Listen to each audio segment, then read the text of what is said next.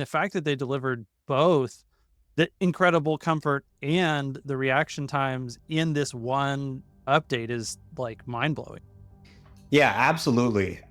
They've shipped an update that has a very low level of interventions, yet it's also quick.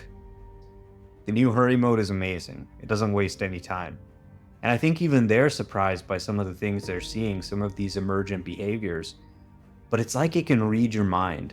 When you see that safety hazard, before you can even lift your hand up to intervene, it's already done the right thing. It really is getting to a point where you see the trajectories it's taking, the smoothness, getting in between tight cars, and you say, that's smoother than I could do it. That's like a professional chauffeur. But it's going to feel superhuman and like it's reading your mind because it's just better at driving than you are. When you try it, you won't believe it. So hopefully they get that out by the end of the year more widely.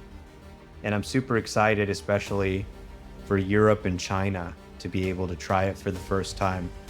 Their jaws are going to drop to the floor. Their heads are going to explode. V13 is really the biggest FSD update ever. It is exactly what we saw at 1010.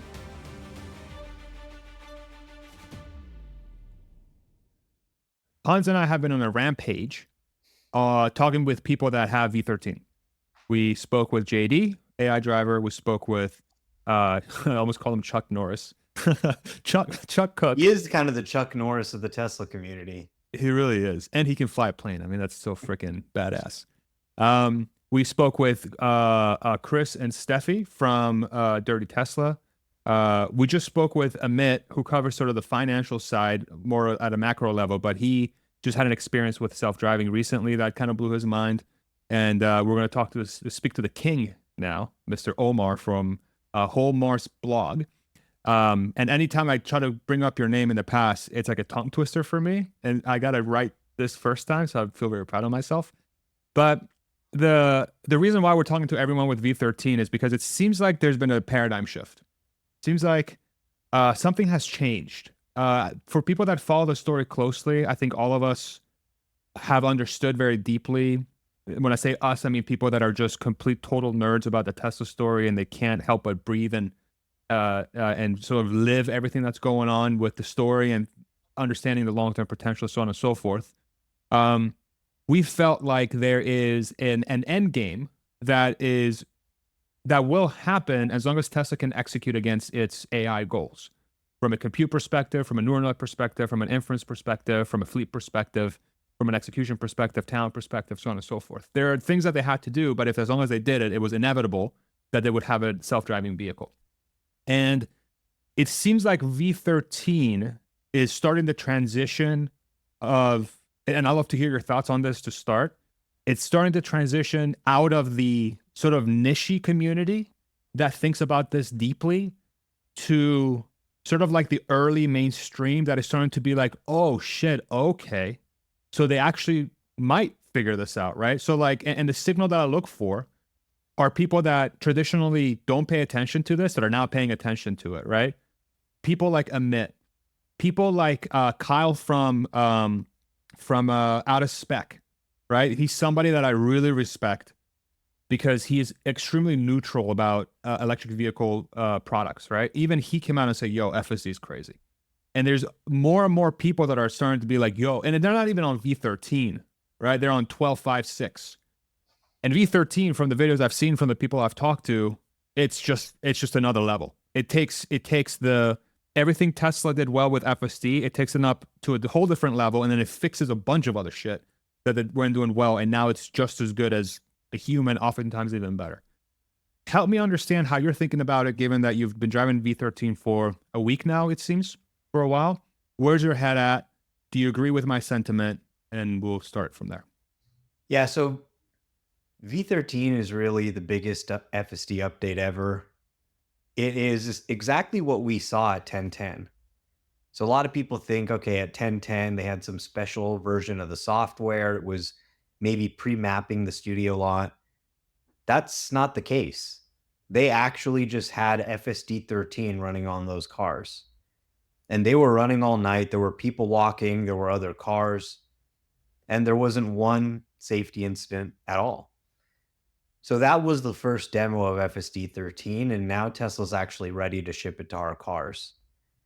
And just like at the 1010 event, you get in the car, you push the button, and it takes you to your destination and parks.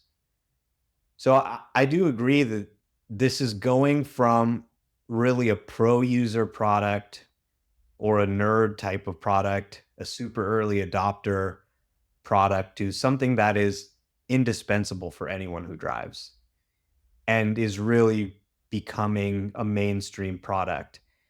You know, in the early days, people like me would nerd out about it because we're excited about what happens in the future, but it had a lot of problems that would turn off your average consumer, like hard braking, safety critical interventions being pretty common, and so on and so forth.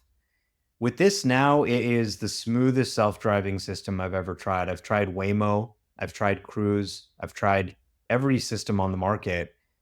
This thing is able to really mimic what humans do. It's able to do it without hesitation. It's able to do it much more quickly. And I think when people try this version, the no nag combined with the new FSD 13, using the power of that new Cortex cluster, they're going to realize that they need this. Just the ordinary people I've shown, you mentioned Kyle, who previously said, who would want to use this, right?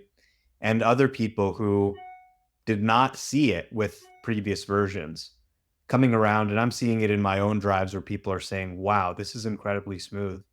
This is better than what a human can do. Some of the reaction time, it now reacts 2x faster.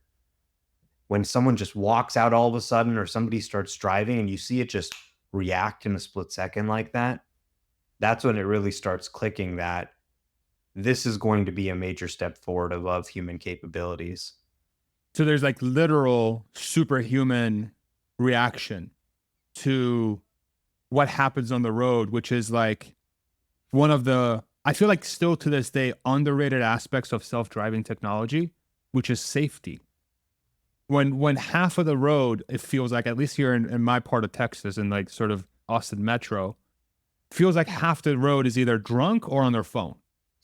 I don't know what the fuck these people are doing. Truly, like it's like how can you be on a straight road and swerve? I don't understand, right? And I don't know if Hans can talk about this too, because he's in Texas, is a little bit farther away than I am from Austin.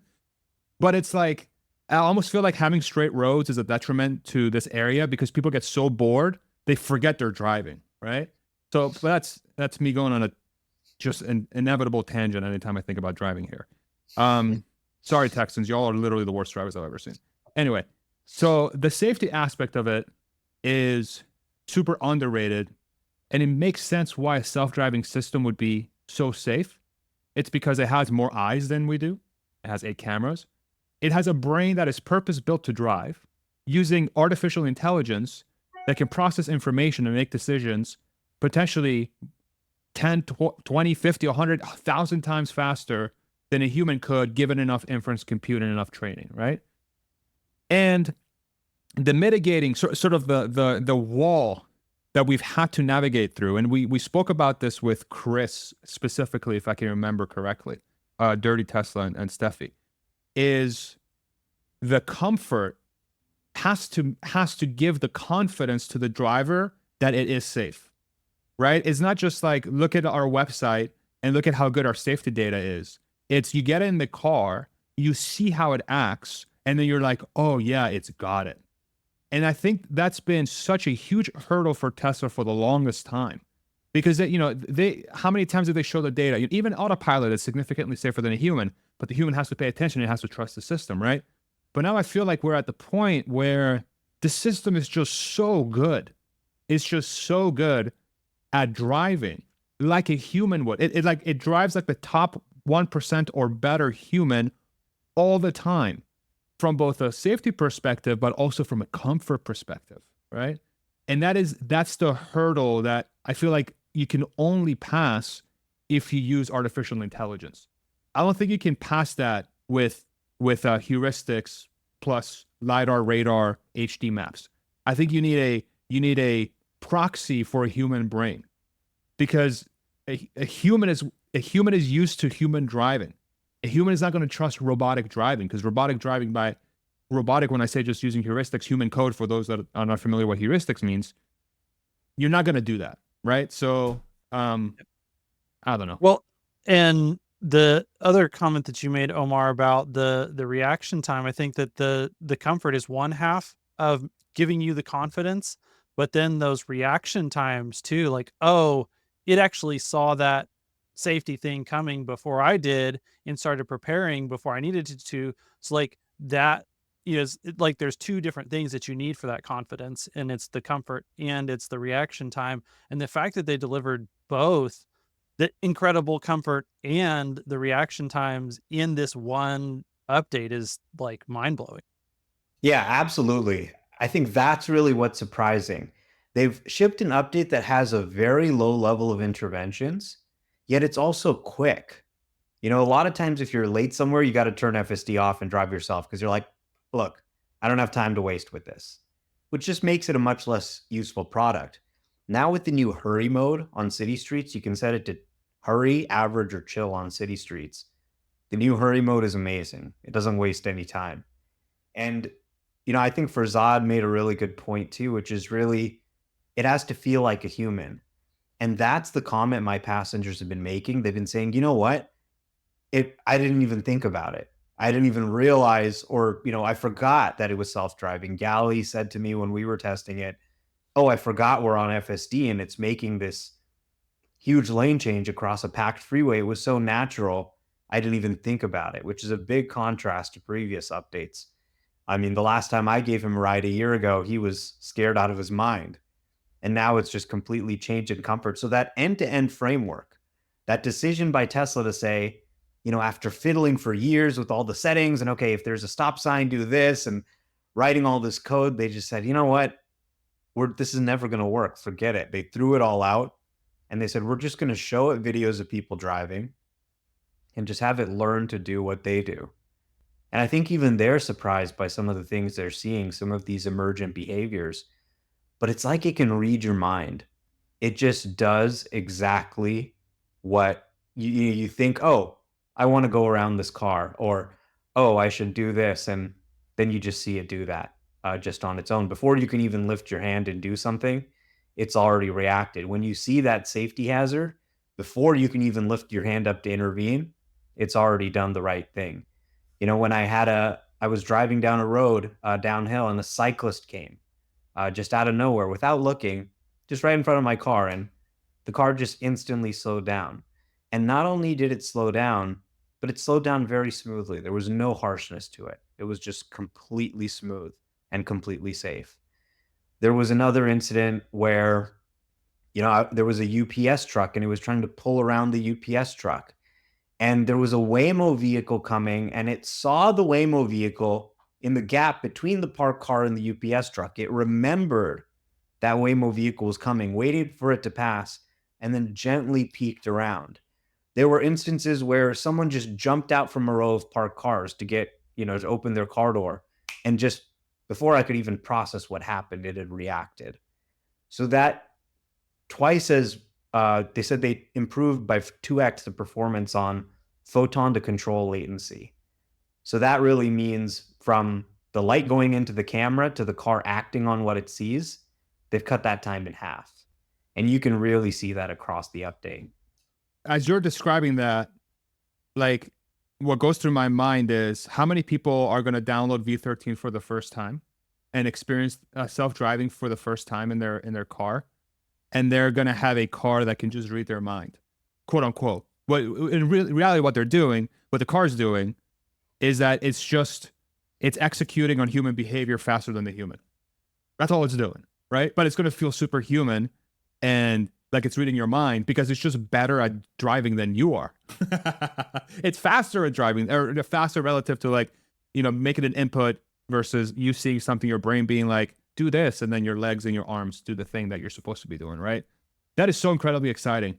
I'm curious to, like, get your thoughts around how do you think this is going to impact adoption? Because one of the things with the previous versions that, you know, one of the things that I struggle with is that because I'm so in the weeds with the story, sometimes, even as hard as I try, it's hard for me to put myself in the shoes of the normal person, not a psycho like myself, right? Like just a normal person and how they're going to view the story and how they're going to view the technology.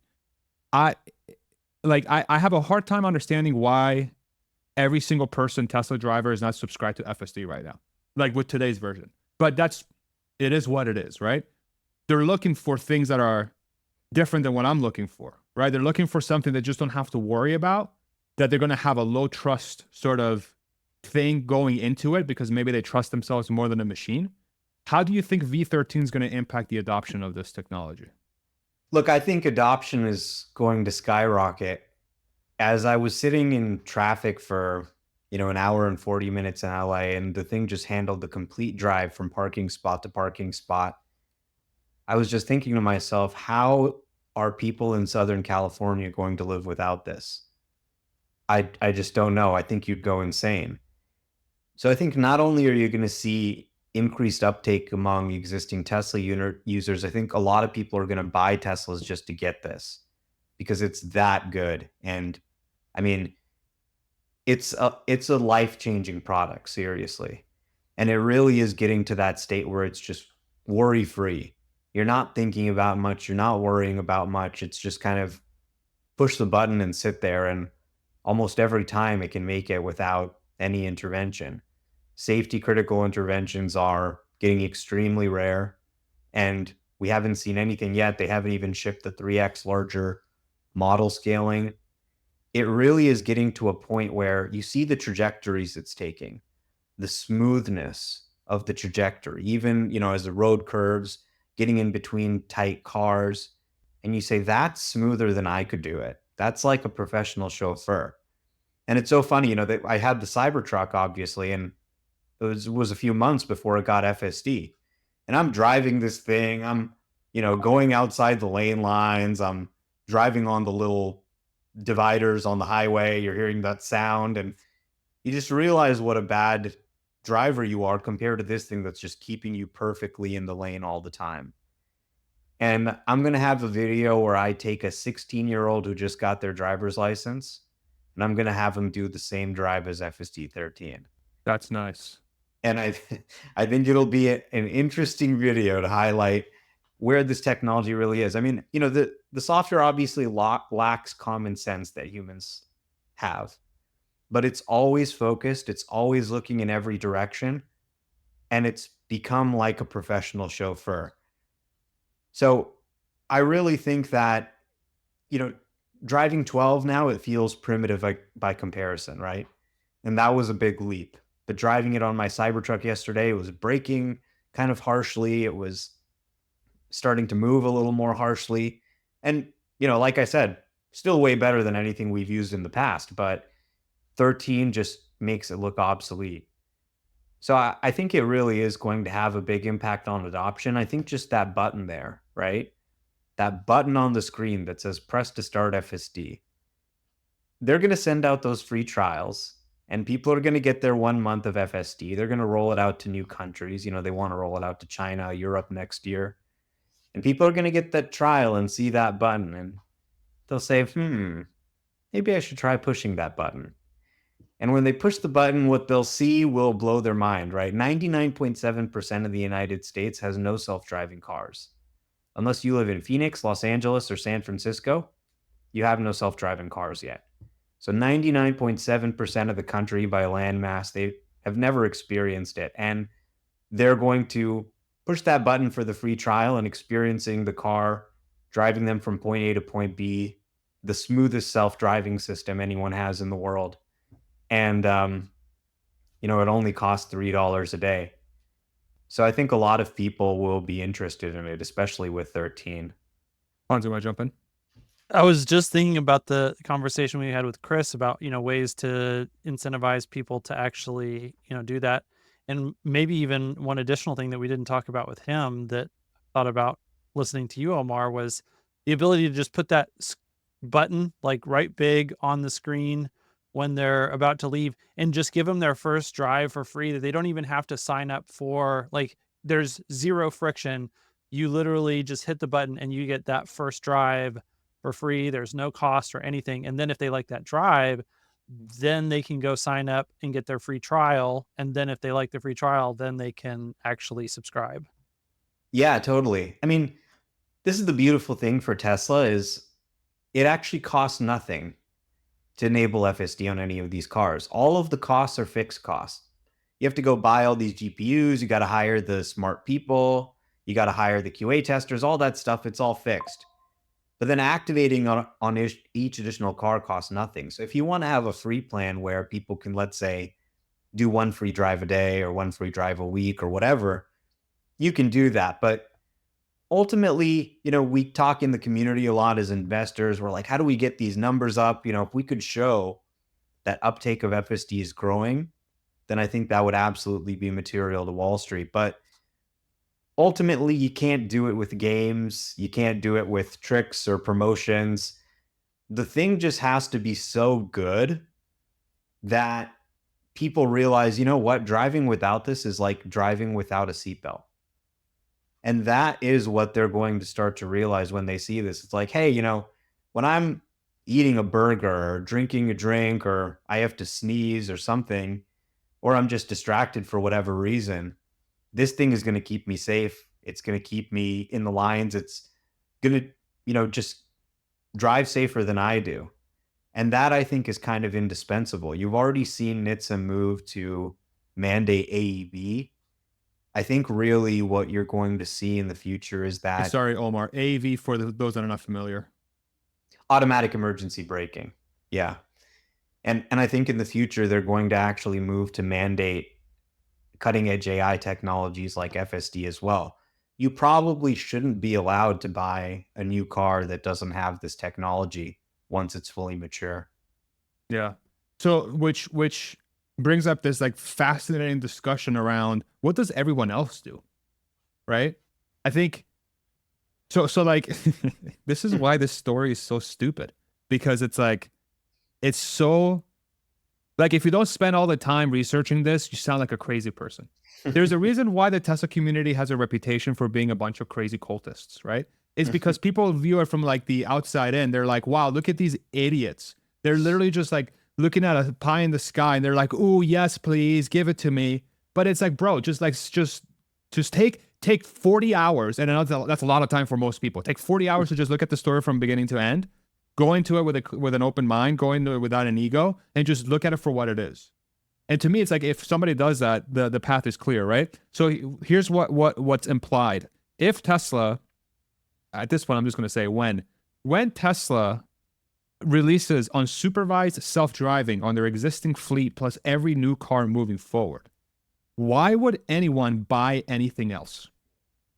Especially when the car you can purchase for as cheap as 30 grand, maybe less with their compact car or the cheaper vehicle, whatever that may end up being. And then you can just press a button and pay at least $100 a month to supervise and maybe $300-400 a month to not supervise, or whatever that pricing structure is, where you can buy that metal that gets you from point A to point B with the ability to get you there without you having to pay attention for $30,000 or less. Why would you buy anything else when the running cost for that exact same thing is potentially cheaper than a Toyota Corolla?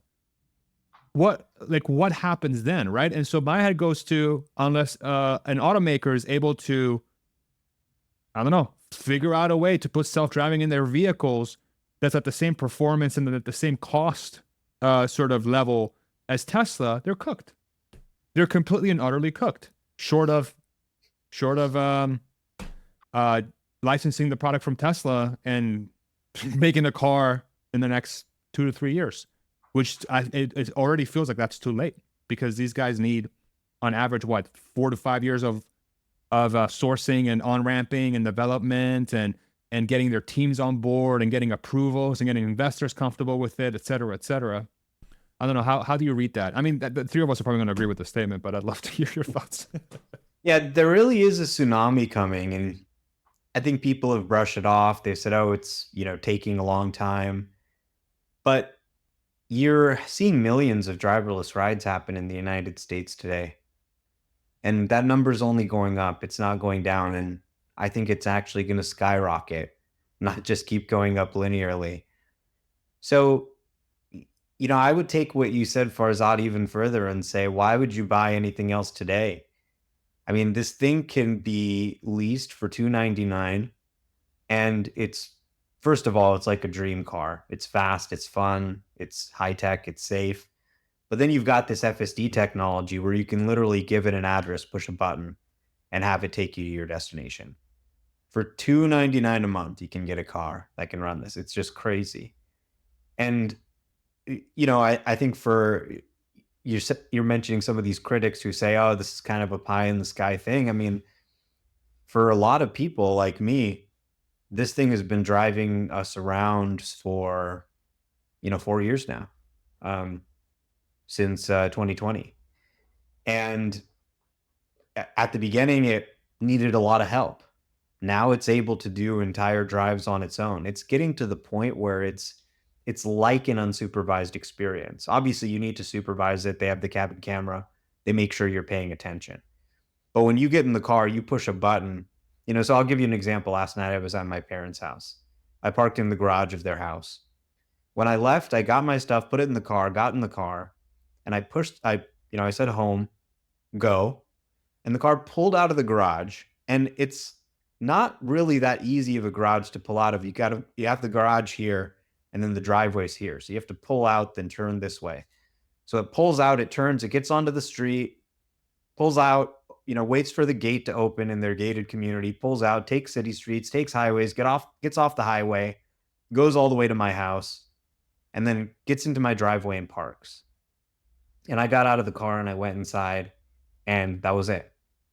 I didn't touch the steering wheel once from garage to garage, right?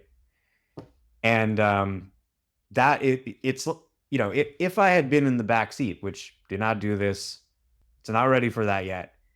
But if I had been in the back seat for that particular drive, it wouldn't have made a difference. The only reason I'm there is because I need to be ready to take over if something goes wrong. But as these sort of safety critical issues become more and more rare, as they enable things like remote interventions, then it's just increasingly feeling like an unsupervised experience even today. And, they say they want to give driverless rides next year. I think it is in the cards for them to maybe do some first driverless rides in a city by the end of Q4 2025. And it's just so crazy to me that you can take that car anywhere in the United States that you want to, and you can enjoy that exact experience. Like, you know, Waymo can't do that. Cruise can't do that. Like, and not only that, like it's being subjected to all sorts of torture testing by people who are trying to find, what are the limitations of the system. And the balls that it takes, honestly, as a company to put a piece of software that's that cutting edge into that operating domain is incredible. Yeah. I mean, you bring up a good point, which is really, for Waymo, they don't necessarily know what all of these problems are. The validation that Tesla customers are putting into this with billions of miles, that's what's really needed to prove the system safe. So you really have this incorrect narrative, right? Sometimes you have these incorrect narratives emerge, such as, for example, the competition is coming, that Chinese EVs were going to wipe out Tesla, that kind of stuff. The competition is coming. Oh my God. Yeah. The competition is coming. And they came and went, many of them. But I think really another false narrative is that, Waymo is far ahead in self-driving and Tesla's so far behind, it's going to take years to catch up. Well, what you're actually seeing is Tesla's actually doing more with less. I compared Waymo and Tesla. What the Tesla was able to do in 15 minutes, the Waymo took 43 minutes to do because it won't go on the highway. And that's just, part of their system. They are working on getting it to go on the highway. But the Waymo had more awkward moments. It stopped in the middle of the road because someone was sticking out a little bit. You're just seeing the FSD actually drive better, less awkward moments, faster, using the highways. but with far less hardware. And the use case of long distance automated driving is a serious use case, right? Because what is the number one time you would probably love to have some help? When you're driving for 10 hours, right? When you're driving for 20 hours, if you're doing even a 5-hour drive or a 3-hour drive, this would be a great use case for automation. But with the Waymo Cruise Zoox model of a geofenced urban robotaxi, they're not even trying to do this. So if I, as a consumer, and I am somebody who drives between Silicon Valley and Los Angeles a lot, if I, as a consumer, want something to address this need, my options are really Tesla, or Tesla. Well, there's kind of a third option that I'm curious if you've tried, and that's comma. Have you ever had a chance to drive the George Hotz self-driving? Yeah, I have used Comma. I'm a big fan of Comma. I'm actually going to the Comma holiday party in a few days. And Comma is an amazing company.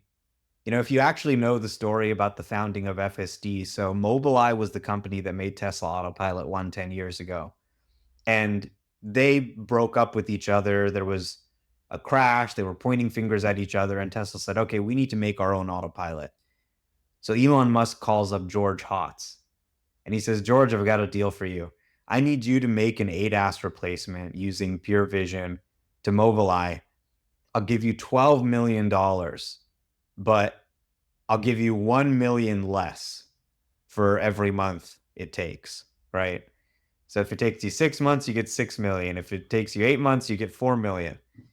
George Hotz thinks it over and he goes, that's a terrible deal. But he ends up starting Comma.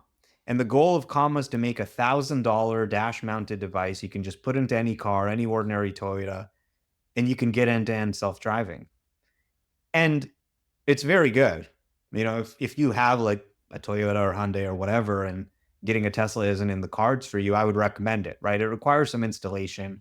It's not elegant and just works out of the box like Tesla. You kind of have to take wires out of your car and wire it into the steering. But it is a great experience. I mean, obviously the hardware is limited. It only has 3 cameras. So the current iteration is not really capable of doing full drives in the same way. It's mostly kind of focused on, driving on the highway and stuff like that. But it's a good, open source FSD like thing. And I think it's going to continue to improve in the future. Like, this really is where we're trending. You hear a lot of debate in the community about like, oh, AI 3 versus AI 4, are they going to be autonomous? What people don't realize is, as this technology matures, it'll be possible to take any car and have this sort of dash mounted device. Maybe even Tesla will make one, and that should be able to drive the car. If you just put some cameras around the car, if it's got enough processing power on board, and you train an end-to-end model, that's really all you need to drive a car. You're sitting in the driver's seat, you're looking around. A computer can do the same thing and also drive a car.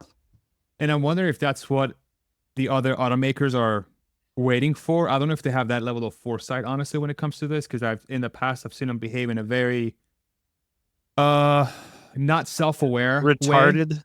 way. Yeah. All right, I'll let you say it. It hasn't been a very poor showing of foresight, and I think that's been such an eye-opening thing for me to really highlight just how incapable legacy companies are in seeing the future. It's funny we bring this up because we just got done talking with Amit, and we were sort of talking about how Apple has this problem too, like having that sort of innovative long-term view that, say, like a Tesla has. And the thing we came up with is like, dilemma.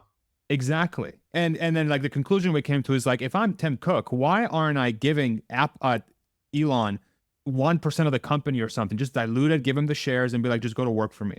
Just help me out in some way. Like put your just hitch your wagon to the best racehorse you have in civilization, and just let him take you to the promised land.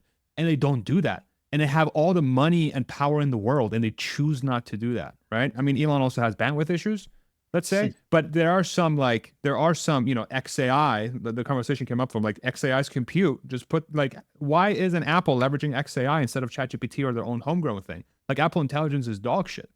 You know, like, why aren't you using something that actually works? So that's been very, very eye-opening to track. Go ahead. Sorry, I thought I saw somebody come off mute. But I'm seeing things. And where was I going with this? Legacy companies, Apple. Slow. They're so slow. And then we were talking about Waymo as well.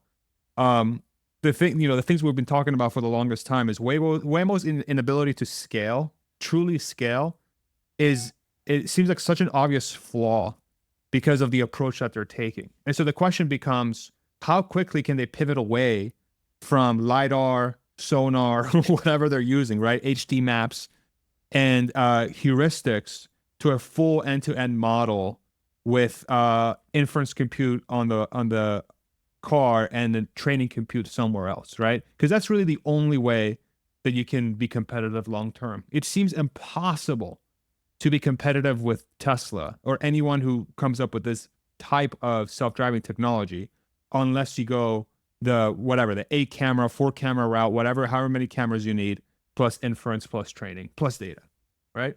It feels completely impossible. Completely impossible. Yeah, I think for the legacy automakers, they are going to have to license something. That's obvious, but you know what it is, whether it's Tesla's or somebody else, there'll probably be multiple products on the market. Right now, there's nothing even close to the unit economics of Tesla that provides the functionality it provides. I mean, Waymo is losing $2 billion a year, which is, you know, they've made incredible technical achievements running the It's first awesome. at-scale driverless It service. really is awesome. But yeah, and it's amazing. I love riding it. But as an investor, you want to actually buy a business that's going to make money. And they haven't really shown a path to do that yet. I mean, just their recent announcement of Miami, they said, well, we're coming to Miami in 2026. This is like an eternity in Tesla time, right? I mean, probably before they get to Miami, Tesla will be running on supervised rides somewhere. I actually have $100 bet with someone from X that Tesla will have a robo-taxi ride in Miami, a paid robo-taxi ride in Miami before Waymo. I could see that. You know, you could be right. That could happen. But I mean, at the end of the day, it's just really about everybody in the world is driving manually driven cars. You know, self-driving cars are like tiny, tiny, and it's going to eclipse everything. Everybody's going to be making this transition. So even when you look at the automatic emergency braking mandate that NHTSA is trying to impose, it's funny, the automakers lobby are coming out and they're saying, this is ridiculous. We can't do this. Like they did with the seatbelt. Yeah. They're like, we can't include automatic emergency braking. The technology just doesn't exist to do what you're asking. And they're asking, well, okay, just don't hit anybody. If you see somebody, try not to hit them in the day and the night. And they're saying, where are we going to get the technology to do this? Well, Tesla includes this in all their vehicles for free. And it doesn't add a ton of cost into the vehicle. You just need a few cameras and a computer. They could license it from Tesla. And I think eventually they will have to license something, whether by law or just by consumer pressure. And I think that's going to be an enormous opportunity for Tesla. It's actually, I think, going to make the earnings from the auto business look small by comparison. I think the licensing opportunity for FSD is actually bigger than the earnings from their entire EV business. And as you start to see this happen, every analyst model of the company is going to break, because now they have to start looking into not just Tesla's cars, but these other cars. And I think there's a good chance it could be a lot like the NACS rollout, where once one guy does it, you now see the US government now adopting NACS as the standard. They're now saying this is going to be the official national standard. So complete dominance by Tesla there. I think we could see the same thing with FSD, where no one wants to be the last guy who's using CCS when everyone else is using NACS. You just look like an idiot. Nobody's going to use your product. Similarly, nobody wants to be the last car that can't drive itself, right? And what people are going to find that I think the market doesn't appreciate yet is there is no alternatives. Mobileye's got nothing. Waymo's got nothing. Comma isn't good enough. There's nothing out there yet that can do what Tesla can do. Now, of course, others will do it too eventually over the course of, maybe 5 to 10 years. Others will catch up. But Tesla's pursuing this in a vertically integrated way to deliver the lowest cost per mile possible. When you look at the Cybercab, you look at the Unbox process, the Tesla network, everything they're doing from top to bottom is to make sure that they just have a robotaxi experience that's not only the safest, not only the smoothest and most natural, but that just beats everyone else on cost. And if you want something you can integrate into a new car, which I believe everyone will have to do, either by consumer demand or government mandate, Tesla is the only option right now. And no analysts are really taking this that seriously. It could all change very fast where, let's say Ford licenses it. Then, Stellantis, when I was at the 1010 event, who was Kimball standing next to? Someone from the board of directors of Stellantis. If this happens like NACS, very quickly, you could see analysts redoing their models with a long list of licensing partnerships coming in the next few years. And it's funny you mentioned Stellantis. Who just fired their CEO? Yeah. Right? I mean, it's like, it's just such a crazy thing to think through. The regulatory thing you brought up, which I find very, very interesting now, is that for the longest time, I felt like the regulatory approval, and I know Elon pointed to this early on, right? He said, feature complete will come, and then it's going to be up to jurisdictions to approve it. I think one of the fascinating things about the Trump administration coming in, which Elon, let's say, risked a lot of reputational damage by throwing his weight behind him and potential political damage, because if Trump were to lose, I would, who knows what the Kamala administration would have done in quote unquote retaliation. If my gut tells me hopefully nothing would have happened, but politics is a very dirty business, especially the legacy politics. Like the outgoing Democratic administration, I would label as a legacy political movement. It's so fast. Like if you look at all the different things that are happening right now in the world, it's a lot of the legacy kind of dying and the new entrants coming. Politics, media, auto, software. Right? There's all these legacy systems that are all going out at once, and all these new systems are coming in. The point I'm trying to make is, from the regulatory perspective, it's very easy to see how much influence Elon has now from a politics perspective and a regulatory perspective, because the Trump administration views him in very high regard. And some of the appointments from the Trump admin is part of that sort of Elon circle, like David Sachs, Jared Isaacman, right? That's a huge one. Brendan Carr is another huge one. The FTC, right? FTC. Mm-hmm. These are all. He's been very vocal on Starlink getting their reward pulled. That's right. And there was a piece that came out a month ago or so, maybe not that long ago, where the administration, the Trump admin, was going to prioritize federal level regulation for autonomous systems, right? So what does that mean for the adoption of self-driving vehicles during the Trump admin? To me, it feels like a giant boon to companies like Tesla, because you're opening the doors. Whereas before with, like Pete Buttigieg, which I don't have a problem with, but legacy political movement, what's the legacy political movement or legacy politics or legacy government? Slow, super cost ineffective, bloated, bureaucratic, just ineffective, unresponsive. The Pentagon can lose 40% of his assets, but expect us to be super precise with our taxes, right? Like the IRS is. So like that's what I think about. But this new wave, and especially given where we are now, which is very bloated and very slow, even if we get to just normal, the improvement is going to be like a 5x, 10x improvement. So what does that mean from the perspective of approving these systems? What does it mean from the perspective of when companies show that, hey, it is very safe? Like if you don't have autopilot self-driving equivalent in your car, you will have 5 times more deaths and injuries in that car than if you don't. So how much quicker is the system going to be to respond to be like, okay, we need to do this, right? Of course, you're going to need Congress and so on and so forth to do all of these things. But it's fascinating to think through because now one of the variables that in my head I thought would be completely outside of the control of the company, now there's influence. Now it's not just like, let's change their mind through public buy-in and through independent media. Now Elon can call Trump and be like, yo, this shit's not getting through. How can you help me out? Let's set aside what that actually means, right? Because conflicts of interest and stuff is something that's very viable that should be talked about out in the open. But to me, it feels like, and I've mentioned this in the other podcasts too, it feels like this is absolute base case scenario for a company like Tesla in the coming years outside of a black swan event.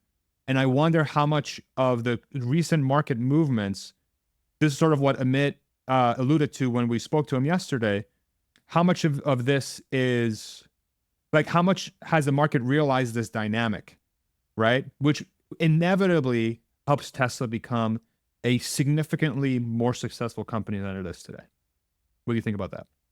Yeah, I mean, I don't even see it as really a favor to Elon.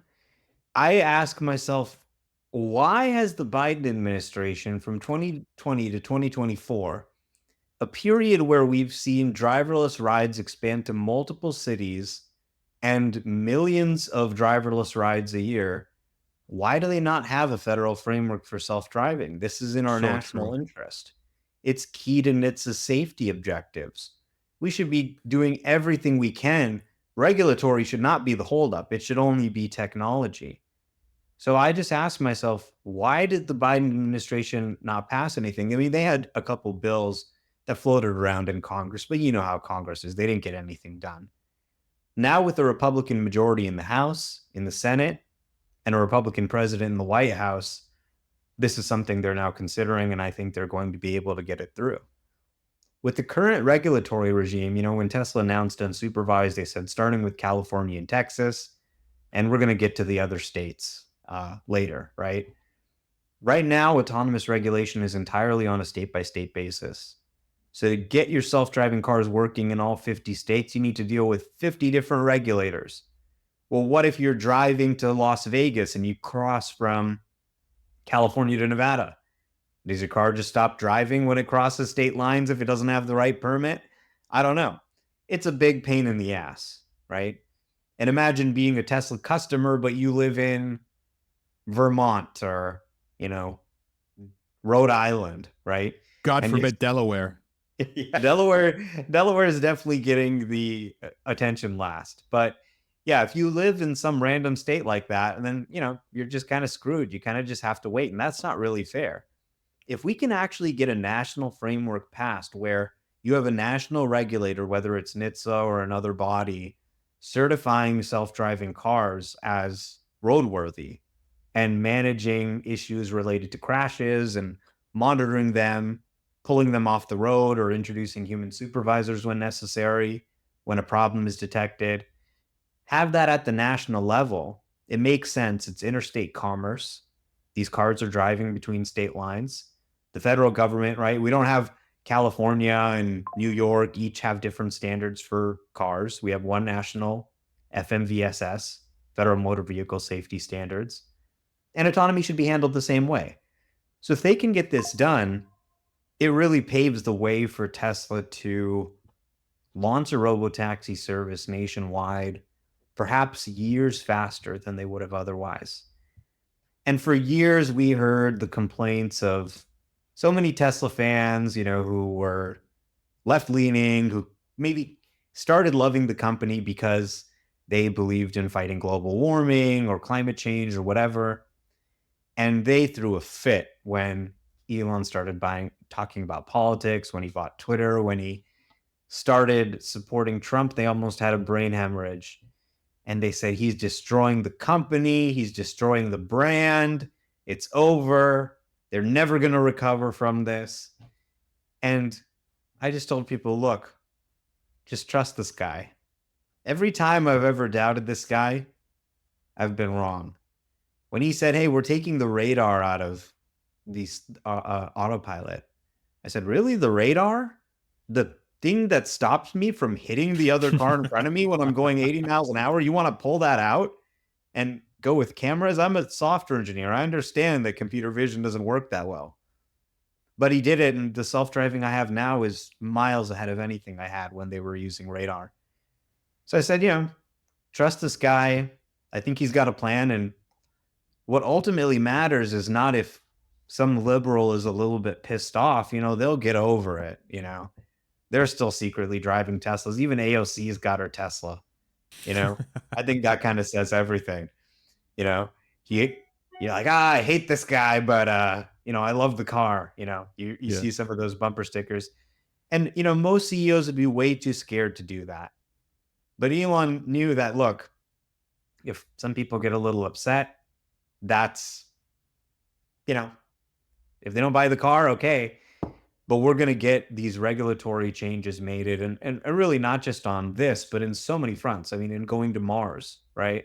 In terms of what we need for Neuralink, in terms of what we need for the Boring Company, in terms of what we need for Starlink, getting Americans connected to the internet.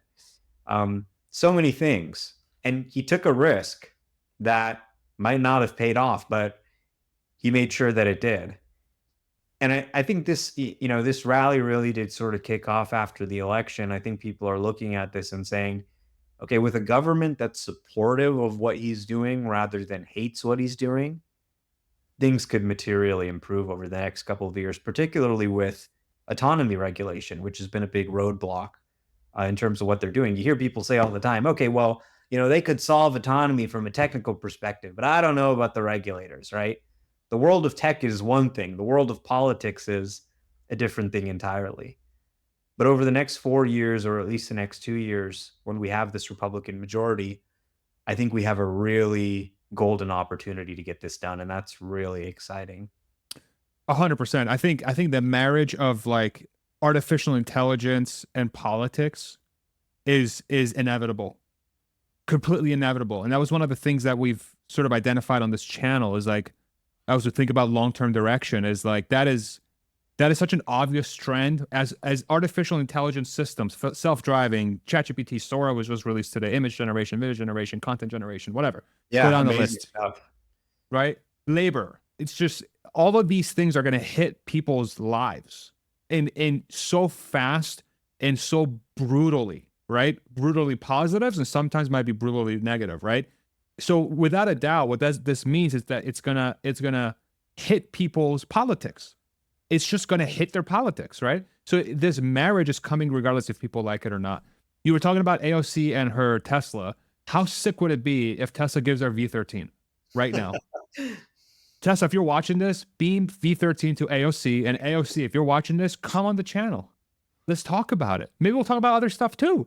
This is America. We gotta get along, voters right? are going to kill her. She can't come on this show. No, she would lose her entire voting base, unfortunately. I don't know. I think, what's interesting about AOC is that she's clearly a very intelligent individual. I think her right is in the right place. Her heart is in the right place.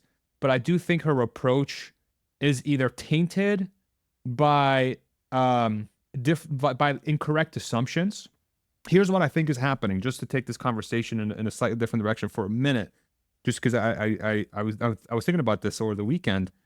I think there is like a legitimate thing that has happened in society where very wealthy, powerful people in the past have abused the system at the expense of many. Like the Sackler family is the perfect example of this.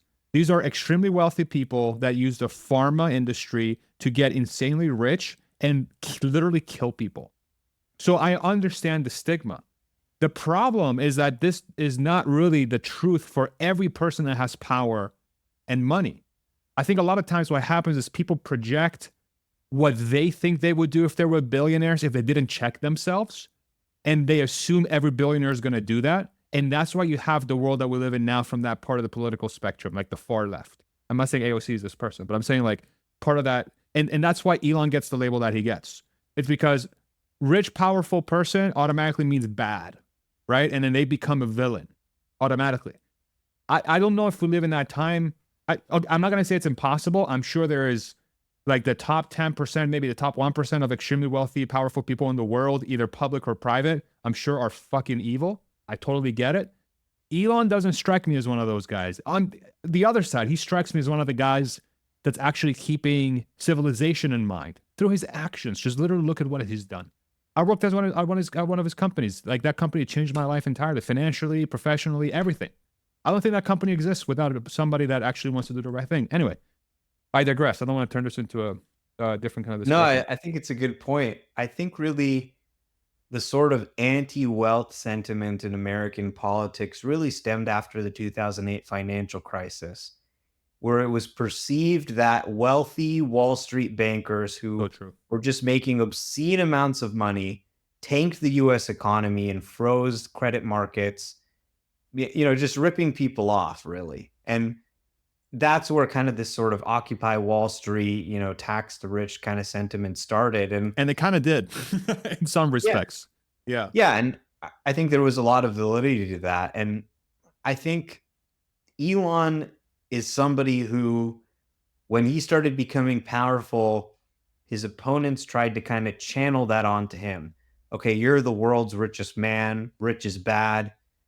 But you really take a look at, you dig into this claim that he is the richest man. The guy's got no cash. He's got billions in debt.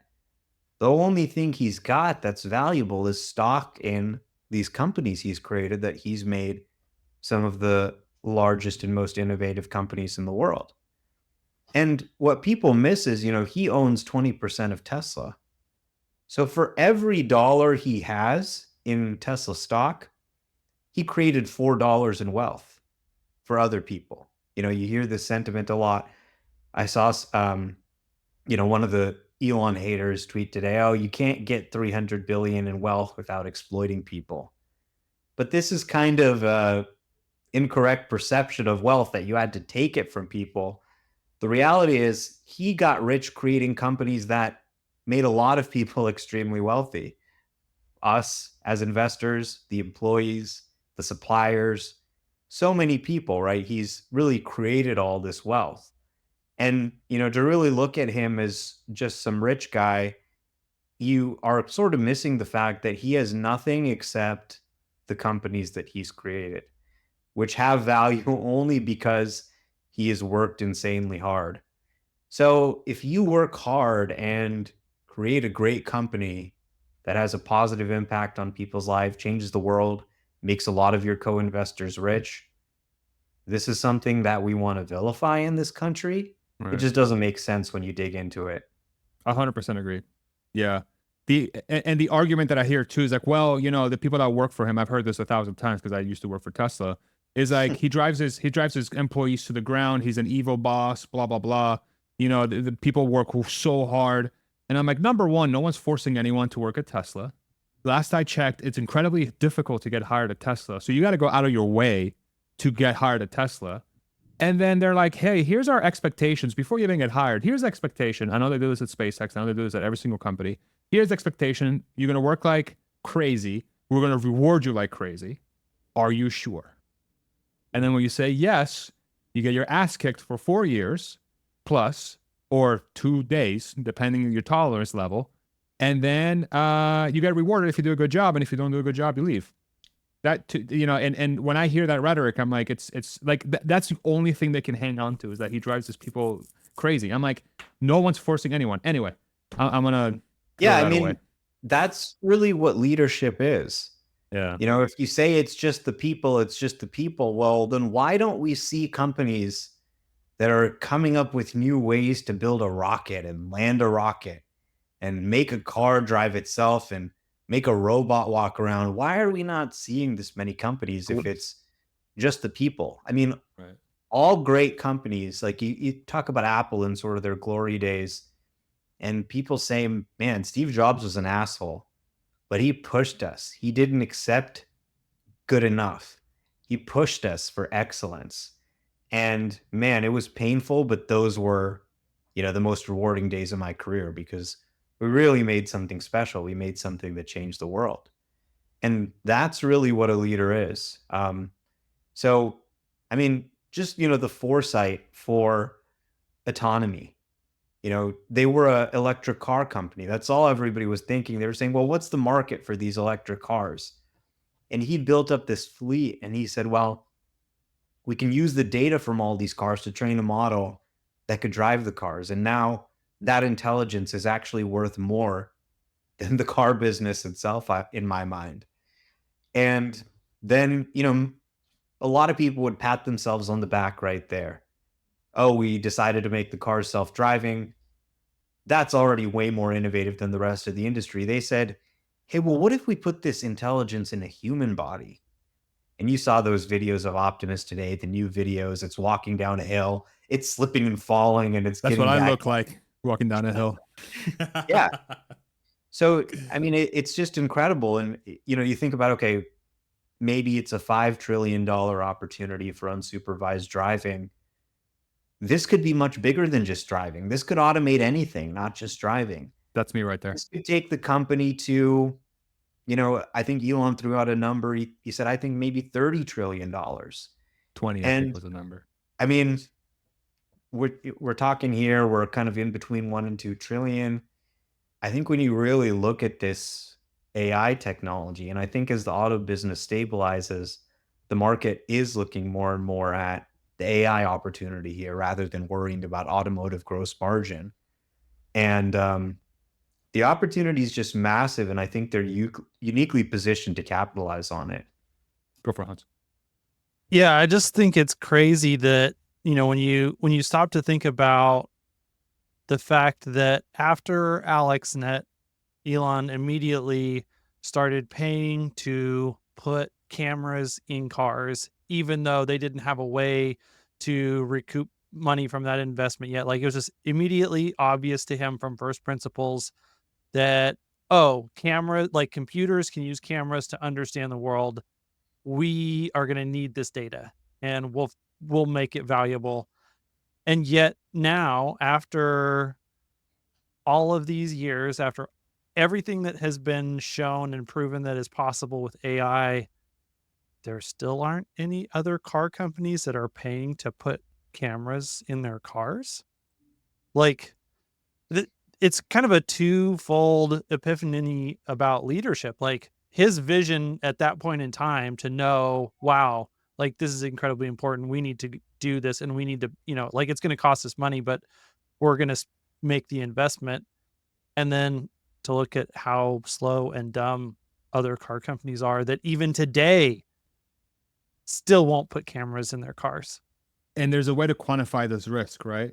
They put in about $2,000 worth of parts and processes, right? Between the inference computer and the camera system in the car for years before they realized not even $1 of ROI on that in an industry where no one else is even close to making profit on that product without the $2,000 of additional cost. Okay? So like they are overburdening themselves in an industry that no one else can make profit on. And they're still making a profit, and they still haven't fully turned on the ROI on that $2,000 of hardware. Yeah, it's a really interesting point you bring up about AlexNet because, in 2012, we had just realized you can train a neural network on a GPU, right? AI was nowhere. It was like, oh, hey, wait, you can train a neural network on a GPU. This is actually pretty big. And they got a state-of-the-art image recognition benchmark. This was just 2 years before Tesla put autopilot in their car, just 4 years before they started working on their own version of autopilot. And he actually had the foresight to realize that, yes, as nascent as it is, computer vision is actually going to be able to drive a car one day. And people thought he was nuts. And that is leadership, right? You can have the best people in the world. If they're told to do the wrong thing, that's going to have a huge impact on where the company is. I mean, you look at Apple, you look at Google, they've got all the smartest people in the world. And they just don't know what to do. They're out of ideas with the iPhone. They're putting out products like the Apple Vision Pro. That's the difference between Jobs era Apple, a product focused company, and finance-driven Apple and operations-driven Apple that we've seen since his death. So true. It's funny now that Apple Vision Pro has come up as a failure 2 times in a row now. You and Amit both brought it up as a shit product. Well, I had I it. actually have an Apple Vision Pro, and I really like it. It's in that- impressive technology. It's just I don't have a Yes. use for it. Exactly. It's impressive technology, but even someone who wants to use it, you can't figure out how to use it. It's painful. You know, it's not really, it's a flop. Yeah, huge flop. I think it's funny you guys walk through that sort of like leadership example with Elon, and I know we got you for 3 more minutes, Omar. I want to be respectful of your time, so we'll wrap it up here in a second.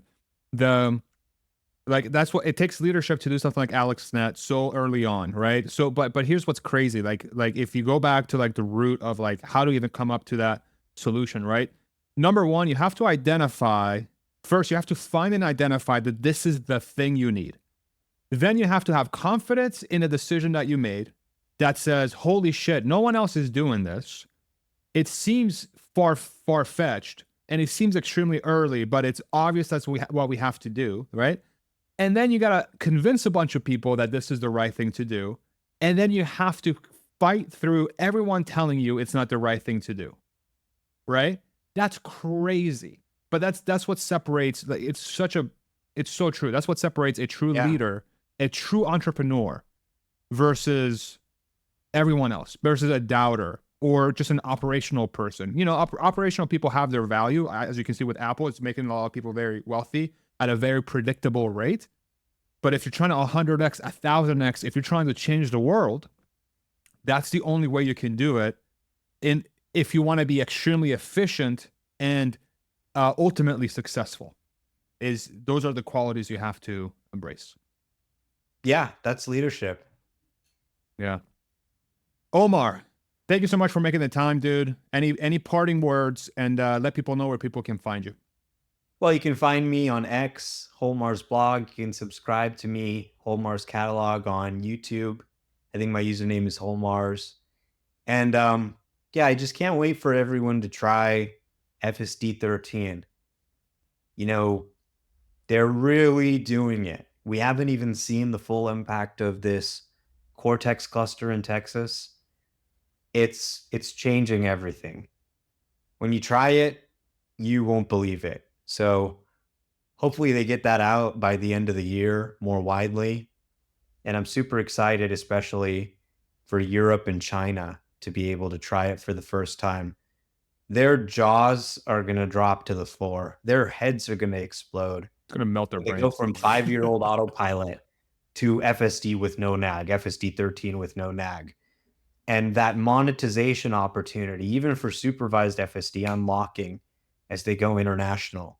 I think 2025 is going to be a huge year for Tesla between FSD 13, between these new models, these new car models that they're introducing, the build out of the cluster. I think it could be the biggest year in Tesla's history. And we're not even talking about the bot. Yeah, I mean, that's a whole other podcast episode. We're going to bring you back, Omar. Thank you so much, brother. Really appreciate you making it. Thanks for having me. It was fun. Of course. Awesome. I'm going to hit end record here.